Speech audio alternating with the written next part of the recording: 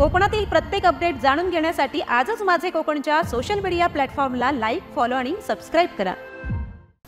नमस्कार, मी प्रणाली भोसले माझे कोकणच्या प्राइम टाइम बुलेटिनमध्ये आपल्या सर्वांचं मनपूर्वक स्वागत करते। बुलेटिनला सुरुवात करण्याआधी पाहूयात हेडलाईन्स। सुधागडात सशस्त्र टोळीचा दहशतवादी दरोडा, तलवारी कोयत्यांच्या धाकानं लुटमार, फरार टोळीचा पोलिसांकडून शोध सुरू। वडखळ नाक्यावर खड्डेच खड्डे, प्रवाशांचा होडीत बसल्यासारखा अनुभव। मुठवलीजवळ धावत्या कारला आग, कार चालकानं दाखवली प्रसंगावधानता, जीवितहानी टळली। आणि खुराड्यात कोंबड्या फस्त करायला गेलेला बिबट्या अडकला, बिबट्याला जेरबंद करण्यात वनविभागाला यश। पाहुयात सविस्तर वृत्त। सुधागड तालुक्यातल्या हातोंड, गोंदाव आणि माठळ या गावांमध्ये सशस्त्र दरोडेखोरांनी अक्षरशः थैमान घातलंय। पावसाळी रात्री 1 ते 4च्या दरम्यान 4 ते 5 जणांच्या टोळीनं तलवारी सदृश्य सशस्त्र धाक दाखवत घरफोड्या केल्यात। सोने, रोकड, पासबुक, चेकबुक असा मौल्यवान ऐवज लंपास करण्यात आला। गोंदाव, हातोंड आणि माठळ अशा 3 गावातील अनेक घरांना लक्ष्य करण्यात आलं। ग्रामस्थांनी तात्काळ पोलिसांना माहिती दिली, पण पोलीस पोहोचेपर्यंत टोळी पुढच्या गावात पोहोचली होती। या घटनेमुळे परिसरात भीतीचं वातावरण पसरलंय। पोलीस उपाधीक्षक शिवतारे, उपविभागीय अधिकारी दौंडकर आणि पाली पोलीस निरीक्षक हेमलता शेरेकर यांच्या नेतृत्वाखाली तपास सुरू आहे। मात्र टोळी अद्याप मोकाट असल्यामुळे ग्रामस्थ अधिकच हादरलेत। रात्री 8च्या दरम्यान हे लोक म्हणजे 5 लोक आली आणि त्याही काळे कापड घातलेले होते, मास्क पण काळेच घातलेले होते, टोप्या पण काळ्याच होत्या आणि त्यांच्या हातात कोयते होते आणि त्याला कोयते आणि ह्या होत्या पाट्याचे बनवलेले ते हे होते जाडमध्ये तलवारीसारखे, म्हणजे हे सारखं। काय केलं त्यांनी माझ्या इकडं कोयता असा धरलेला आणि इकडं उभा राहिलेला, ह्या बाजूला इकडे बाजूला कोयता धरलेला, मग तो बोलायचा नाही, आवाज नाही करायचा। आणि नंतर माझ्या एक फटका मारला आणि खाली बसवलं। मला हे उचलायच्या पाठीमागे लागले, म्हणजे बिछाना उचलायला लागलं, ते संपूर्ण खोललं। तर मला खालीच बसवलेला आणि मग मी उठायला लागलो तर त्यांनी लगेच परत फटका मारला आणि तो मला बसूनच ठेवला। मला उठला मार खाते। काय काय नेलं तुम्ही तुमच्या घरात? वस्तू काय नेलं त्यांनी? हां, वस्तू दागिने नेले, पैसे नेले। रात्री आम्ही झोपलेली, आम्ही 3च, म्हातारी ना आम्ही 2 जण, आम्ही झोपलेली ना हे रात्रीचं आलं ना एकदम दरवाजा खडखड उघडला। तर मी बोललो का कोण आहे, तर माझा आलं धावत ना माझा तोंडच दाबला आणि कोयता ठेवला मानावर। मग मला काय सुचलं नाही, मला बोलायला पण नाही, यांना काहीच नाही। आणि मग बघते तर ह्यांच्याकडे 2 जण आले, तिकडे कपाट उघडला, तिकडे एक जण टी व्ही जवळ। आणि मी त्यांना बोलतोय का अरे काय करता, काय आहे आमच्याशी? मला बोलतं चिबस नाही तर कापून तुला। कधी गेले ते घरातून बाहेर? ते अर्धा 1 तास होतं घरात। लाईटी बिटी सगळ्या लावल्या, सगळ्या शोधला आणि मला बोलत मोबाईल दे। बोलू बाबा माझ्याजवळ कुठं मोबाईल आहे? माझ्याजवळ नाही। ह्यांचा मोबाईल न्याला। बोलू माझ्याजवळ नाही मोबाईल। तर बोलते बघ दांडू घालून तुया, बोलते आणि निघून गेलं आणि बाहेरनं कडी घातली। तर त्यांनी काहीतरी 1:30च्या सुमारात दरवाजा खोलला आमचा, पूर्ण कपाट ओपन करून इकडं तिकडं सगळं केलं। थोडी 5,000 रुपये कॅश होती ती नेली। तर आम्हाला थोडा आवाज आला, जाणवला। तर मिस्टर उठले, तर त्यांना वाटलं काय सासरे बाथरूमला गेले असतील, म्हणून त्यांनी पण लाईट चालू केली। तर बघितलं दरवाजा थोडा खोलून, तर ते बाहेरच होते। तर एक होता तो डायरेक्टली बोलला झुके की नाही साला पुष्पा, आणि त्यांनी कोयता जो होता तो दरवाजात घातला आणि एक दांडूक घातला। तर आम्ही दाबून ठेवला। तर नंतर ह्यांना म्हटलं दोघांना का तुम्ही दाबून ठेवा। मी बाबांना आवाज दिला, बाबा झोपलेले, त्यांना काहीच माहिती नाही। त्यांना म्हटलं आपल्या घरात चोर शिरलेत। आम्ही जिनावरचं फालका ओपन केला, वरती गेलो आणि जोराजोराने आवाज दिला। आवाज दिल्याबरोबर मग ते साईडची लोक थोडी उठली, पण त्याच्या 5 मिनिटं आधी ते निघून गेले। ते आहे कारण कसं आमच्या गावामध्ये कसं डोंगर भाग पडतो ना, लाईटीची व्यवस्था नाही आहे पोलावर, आणि रात्री अशी 10, 11, 12च्या दरम्यान म्हणजे पोलीसची गाडी राऊंडला यायला पाहिजे हो। कशी लोक दुर्लक्ष करतात ना, असं होतच राहील हो। लोकांनी थोडं लक्ष द्यायला पाहिजे माझ्या मते। गावामध्ये आज रात्री 27 तारखेला रात्री 1 वाजल्यापासून ते सकाळी पहाटे 4 वाजेपर्यंत अतिशय भयानक अशी घटना घडलेली आहे की आमच्या गावामध्ये वेगवेगळ्या ठिकाणी वेगवेगळ्या घरांमध्ये दरोडे पडलेले आहेत आणि दरोडेखोर आपल्यासोबत धारदार शस्त्राने लोकांची घरं फोडून दरवाजे फोडून आत जाऊन लोकांच्या गळ्यावरती चाकू सुऱ्यांचा धाक दाखवून गळ्यावरती चाकू सुरे ठेवून मारण्याची धमकी देऊन त्यांची घरं लुटलेली आहेत. घरातील सोनं नाणं पैसा अडका घेऊन ते पसार झालेले आहेत. पोलीस फोर्स या ठिकाणी मोठ्या प्रमाणात आलेला असूनसुद्धा अजूनपर्यंत कोणी सापडल्याचं काय अजूनपर्यंत माहीत नाही. पावसाळा सुरू झाला की खड्ड्यांची कहाणी नव्यानं पुन्हा सुरू होते आणि याही वर्षी तीच पुनरावृत्ती झाली आहे वडखळ नाक्यावर. वडखळ ते कांदलेपाडा या छोट्याशा अंतरात पडलेले खड्डे वाहन चालकांची परीक्षा घेत आहेत. प्रवाशांना एसटी बसमधून प्रवास करत असताना जणू एखाद्या होडीचा अनुभव येतोय. 6 ते 7 वर्षांपूर्वी बसवलेले पेवर ब्लॉक उखडलेत तर डांबरी रस्त्यावर मोठमोठे खड्डे निर्माण झालेत.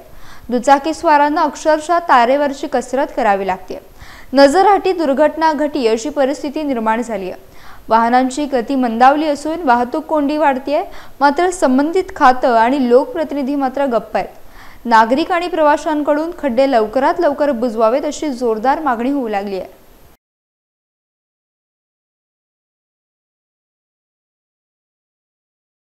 आज दादरमधील गावस्कर सभागृहात मुंबई गोवा महामार्गाच्या प्रश्नावर जनआक्रोश तर्फे महासभेचं आयोजन करण्यात आलं होतं. महामार्गाच्या रखडलेल्या कामावर संताप प्रतिक्रिया व्यक्त करत विविध संघटनांनी सभेला पाठिंबा दर्शवलाय.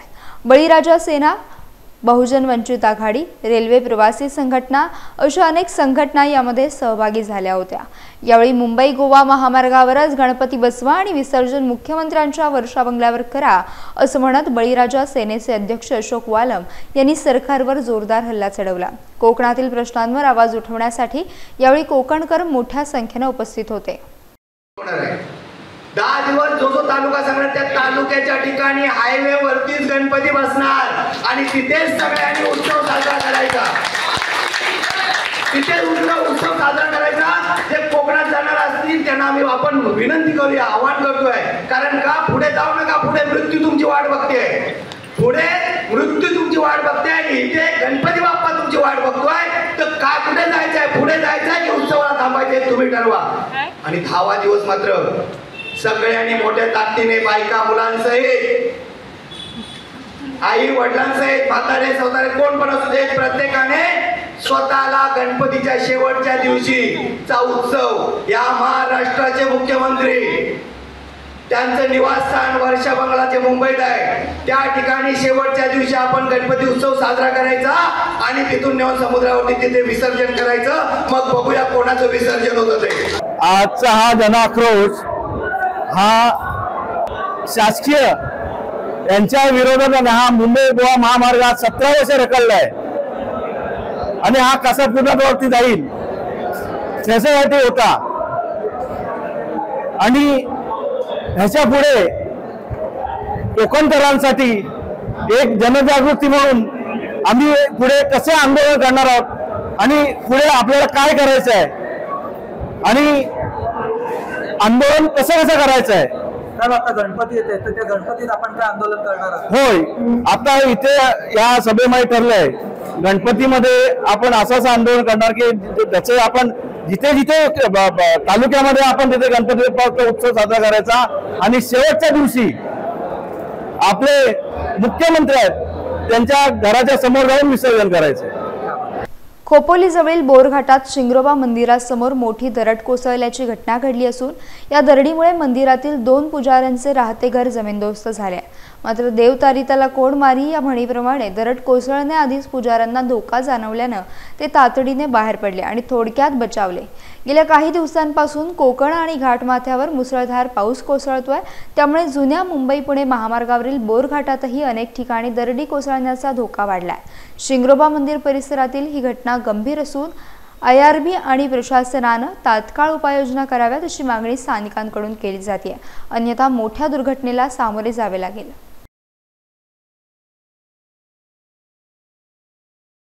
रायगड जिल्ह्यातल्या तळा इंदापूर मार्गावर मुठवली गावाजवळ एका कारनं भर रस्त्यात अचानक पेट घेतला आणि क्षणातच जळून खाक झाली. सुदैवानं कारमध्ये फक्त कारचा चालकच होता आणि त्याने वेळेवर प्रसंगावधान दाखवून स्वतःला बचावलं. घटनेचं कारण स्पष्ट झालेलं नसून यामध्ये कोणतीही जीवितहानी झाली नाही। आग लागल्याची माहिती मिळताच सह्याद्री वन्यजीव संरक्षणार्थ सामाजिक संस्थेचे बचाव पथक, पोलीस आणि अग्निशमन दल तात्काळ घटनास्थळी दाखल झाले। आग आटोक्यात आणल्यानंतर रस्त्यात अडथळा ठरलेली कार बाजूला करण्यात आली आणि वाहतूक सुरळीत करण्यात आली। ग्रामस्थांनीही या कामात मदत केली। घटना जरी थरारक असली तरी एक मोठा अपघात टळल्यानं सर्वांनी सुटकेचा निश्वास टाकला। रत्नागिरीच्या मिरकरवाडा बंदरात आर्थिक विकासाची मोठी घाई सुरू झाली आहे। किनारपट्टी विकास आणि मच्छीमार बांधवांचा सर्वांगीण विकास हे महायुती सरकारचं ध्येय असून मिरकरवाड्यातील अनेक वर्ष जुन्या अतिक्रमणांना हटवून 22 कोटीहून अधिक रकमेच्या विकास कामांचं भूमिपूजन करण्यात आलं। या टप्पा 2 अंतर्गत लिलावगृह, जाळी विणकामगृह, प्रशासकीय इमारत, संरक्षक भिंत, जेटीचं सक्षमीकरण, पाण्याची टाकी, प्रसाधनगृह आणि काँक्रीट रस्त्यांची निर्मिती होणार आहे। ही सर्व कामं वेळेत पूर्ण करून मच्छीमार बांधवांना आधुनिक सुविधा मिळवून देण्याचा सरकारचा निर्धार आहे। या कार्यक्रमाला उद्योगमंत्री उदय सामंत यांसह मत्स्य व बंदरे विकास मंत्री नितेश राणे देखील उपस्थित होते। हा निधी वापरण्यासाठी आपण सुरुवात करणार आहोत। त्याचे भूमिपूजन आज आदरणीय उदयजी सामंत पालकमंत्री रत्नागिरीचे आणि आमच्या सगळ्यांच्या हस्ते आता झालेलं आहे। ते काम आम्ही आजपासून सुरू करणार आहोत आणि येणाऱ्या 12 महिन्यामध्ये ह्या पूर्ण मिरकरवाड्याच्या ह्या टप्पा 2च्या निमित्ताने आम्ही चेहरा मोहरा बदलणार आहोत आणि त्या दृष्टिकोनातूनचा प्रवास आजपासून सुरू झालेला आहे की हा मिरकरवाडा बंदर हा उद्योगाच्या दृष्टिकोनातून, मच्छीमारांच्या दृष्टिकोनातून अति महत्त्वाचा बंदर आहे। इथे जेव्हा हा बंदर 100% आपल्या कॅपॅसिटीमध्ये काम करायला सुरुवात करेल तो मोठ्या प्रमाणामध्ये अर्थकारणामध्ये त्याचा आपल्याला बदल दिसतील। आर्थिक समृद्धी ह्या आजूबाजूच्या भागामध्ये येईल, मोठ्या प्रमाणामध्ये रोजगार निर्माण होईल। जसं आपण असंख्य देशांचा विकास हा बंदरांचा आधार होत असताना दिसलेला आहे। अन्य राज्यांचा विकास उदाहरण गुजरात, आंध्र प्रदेश हा बंदरांच्या आधारावर होत असताना दिसलेला आहे। तसंच आमचे आदरणीय मुख्यमंत्री देवेंद्र फडणवीस साहेबांचे पण तोच मानस आहे की महाराष्ट्राचा विकास करायचा असेल तर बंदरांच्या माध्यमातून आपण करायला पाहिजे। म्हणून वाढवण बंदर असो आणि आता आमचा मिरकरवाडा बंदर असो, असंख्य ह्या बंदरांना 100% त्यांच्या कॅपॅसिटीप्रमाणे डेव्हलप करण्याचा, विकास करण्याचा आमचा मानस आहे। शेतकरी कामगार पक्षाचा 78वा वर्धापन दिन 2 ऑगस्ट रोजी पनवेलच्या सेक्टर 5A गुरुद्वारा शेजारील पोलीस मैदानावर पार पडणार आहे। यानिमित्त जिल्हाभरातून कार्यकर्ते मोठ्या संख्येने उपस्थित राहावेत असं आवाहन जिल्हा चिटणीस सुरेश खैरे यांनी केले आहे। या पार्श्वभूमीवर रोहा येथे पक्षाच्या आढावा बैठकीला उत्स्फूर्त प्रतिसाद मिळाला। या बैठकीला पक्षाचे राष्ट्रीय चिटणीस जयंत पाटील, माजी जिल्हा परिषद अध्यक्षा सुप्रिया पाटील, महिला आघाडी प्रमुख मानसी म्हात्रे, राज्य खजिनदार अतुल म्हात्रे आणि इतर नेते मोठ्या संख्येने उपस्थित होते। शेतकरी कामगार पक्षाचा रायगड जिल्ह्याचा वर्धापन दिन 2 ऑगस्ट रोजी नवीन पनवेल या ठिकाणी होणार आहे आणि या वर्धापन दिनाच्या तयारीकरता संपूर्ण जिल्ह्याचा दौरा आमच्या पक्षाचे सर्व जिल्ह्याचे पदाधिकारी या ठिकाणी करत आहेत। आज त्या दृष्टिकोनातूनच या रोहा तालुक्याचा आम्ही या ठिकाणी दौरा केला। रोहा तालुक्याची कार्यकर्त्यांची बैठक घेतली आणि या बैठकीमध्ये उत्स्फूर्तपणे कार्यकर्त्यांनी वर्धापन दिनाला येण्याच्या संदर्भात या ठिकाणी त्यांची मतं मांडली आणि जवळजवळ या रोहा तालुक्यातून 1,500 कार्यकर्ते हे या पनवेल इथे होणाऱ्या वर्धापन दिनाकरता रोहा तालुक्यातून कार्यकर्ते येणार आहेत। हा वर्धापन दिन निश्चितपणानं शेतकरी कामगार पक्षाकरता एक आगळा सोहळा असतो आणि या वर्धापन दिनाला यावर्षी निश्चितपणानं महत्त्व आहे कारण 2-4 महिन्यावर स्थानिक स्वराज्य संस्थांच्या निवडणुका होत आहेत आणि या निवडणुकीच्या वातावरण निर्मितीकरता निश्चितपणानं शेतकरी कामगार पक्षाचा वर्धापन दिन यशस्वी होईल आणि निश्चितपणानं भविष्याच्या कालावधीमध्ये रायगड जिल्ह्यामध्ये शेतकरी कामगार पक्षाची दखल विरोधी पक्षाला घ्यावी लागेल हे असं वातावरण निश्चितपणानं आम्ही तयार करण्यात यशस्वी होऊ। मालवणच्या जंगलात निसर्ग भ्रमंतीला गेलेल्या दर्शन वेंगुर्लेकर यांना एक दुर्मिळ दृश्य पाहायला मिळालं। त्यांनी गोल्डन जॅकल म्हणजेच सोनेरी कोल्हा फणसाचे गरे खाताना आपल्या कॅमेऱ्यात कैद केलाय। पावसाळ्याच्या दिवसातही सिंधुदुर्गात फणस टिकून असतात आणि असंच एक पिकलेलं फणस झाडावरून पडल्यावर या कोल्ह्यानं त्यावर यथेच्छ ताव मारलाय। साधारणतः 8 ते 12 किलो वजनाचा हा कोल्हा 60 ते 75 सेंटीमीटर लांब असतो। तपकिरी सोनेरी रंगाचा झुपकेदार शेपटीचा आणि अत्यंत सावध चपळ असा हा प्राणी झाडांवर चढत नाही। झाडांवरची फळं न खाल्ल्यामुळेच कोल्ह्याला द्राक्ष आंबट ही म्हण पडली असावी असं वाटून जातं। निसर्गप्रेमींना हे दृश्य म्हणजे एक पर्वणीच आहे। रत्नागिरी जिल्ह्यातल्या संगमेश्वर तालुक्यातील तुरळ येथे मुंबई गोवा महामार्गानजीक असलेल्या एका व्यक्तीच्या कोंबड्यांच्या खुराड्यात कोंबड्या फस्त करण्यासाठी आलेला बिबट्या जेरबंद झाला आहे। रविवारी सकाळी 6:30च्या दरम्यान ही घटना घडली असून खुराड्यातील कोंबड्यांवर बिबट्याने ताव मारला। सकाळी 6:30च्या सुमारास हा बिबट्या मधुकर कुंभार यांच्या कोंबड्यांच्या खुराड्यात घुसला आणि यातील काही कोंबड्या फस्त केल्या। याची चाहूल अवधूत याला लागताच त्याने धाव घेतली आणि खुराड्यात गेला असता आत बिबट्या असल्याचं त्याच्या लक्षात आलं। त्यानंतर त्याने प्रसंगावधान राखत खुराड्याचा दरवाजा बंद केला आणि बिबट्या आत कैद झाला।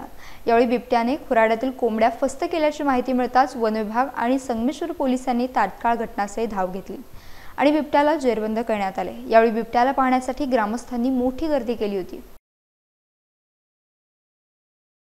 माजी मुख्यमंत्री उद्धव ठाकरेंच्या वाढदिवसानिमित्त राज ठाकरेंनी त्यांची भेट घेतली। या भेटीवर मंत्री उदय सामंत यांनी प्रतिक्रिया दिली। तसेच खडसे यांच्या जावयावर झालेल्या कारवाईबाबत देखील त्यांनी भाष्य केले। पाहूयात। शेवटी त्यांची भेट जर झाली असेल वाढदिवसाच्या निमित्तानं तर सगळ्यांसाठी आनंदाची गोष्ट आहे। मला असं वाटतं की याच्यामध्ये राजकीय तर्कवितर्क लावण्यापेक्षा जर एखादं कुटुंब भावनिक होऊन एकत्र येत असेल तर त्याच्यामध्ये कुठं फूट पडावी किंवा त्याच्यामध्ये काही राजकारण व्हावं असं समजणारा मी कार्यकर्ता नाही। त्या वाढदिवसाच्या निमित्तानं त्यांनी ज्या शुभेच्छा दिलेल्या आहेत तशाच आमच्या देखील त्यांना शुभेच्छा आहेत। दुसरं एक महत्त्वाचं मुद्दा म्हणजे पुण्यामधलं एक रेव पार्टीचं प्रकरण समोर आलंय आणि एकनाथ खडसेंच्या जावयांचं नाव त्याच्यामध्ये येत आहे।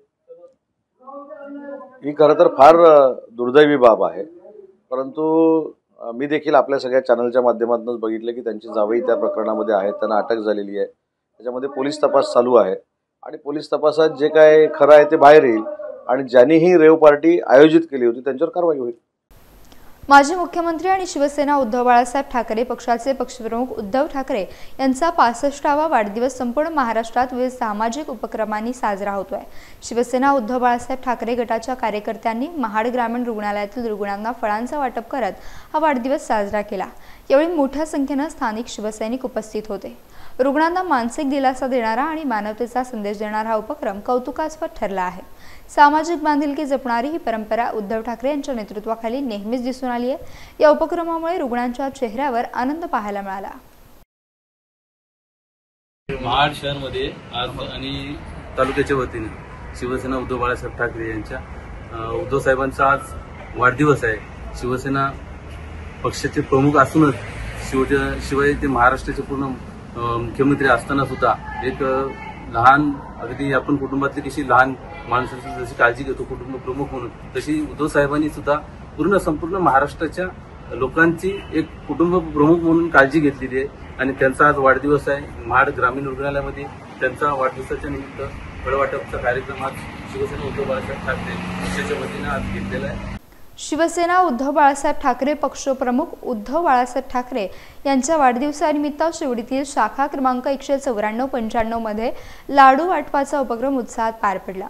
आमदार अजय चौधरी यांच्या मार्गदर्शनाखाली झालेल्या या कार्यक्रमात पदाधिकारी, कार्यकर्ते आणि महिलांचा मोठा सहभाग पाहायला मिळाला। या प्रसंगी अरुण तोरसकर, उपशाखा प्रमुख किसन पेवेकर, शाखा प्रमुख विजय भगणे तसेच शैलजा पवार, कामिनी सावंत यांसारख्या अनेक महिला कार्यकर्त्यांनी सहभाग घेतला। या उपक्रमामुळे परिसरात उत्साहाचं आणि ऐक्याचं वातावरण तयार झालंय आणि ठाकरे गटाचे सामाजिक बांधिलकी जपणं हीच त्यांची खरी ताकद आहे हे पुन्हा एकदा अधोरेखित झालंय।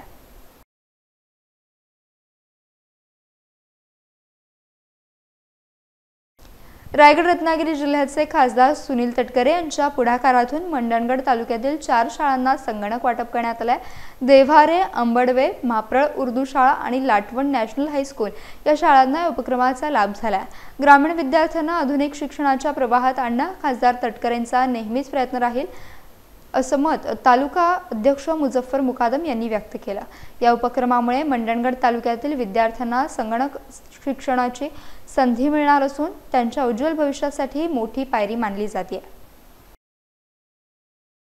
यासह बुलेटिनमध्ये वेळ झाली इथेच थांबण्याची। भेटूयात नवीन बुलेटिनसह।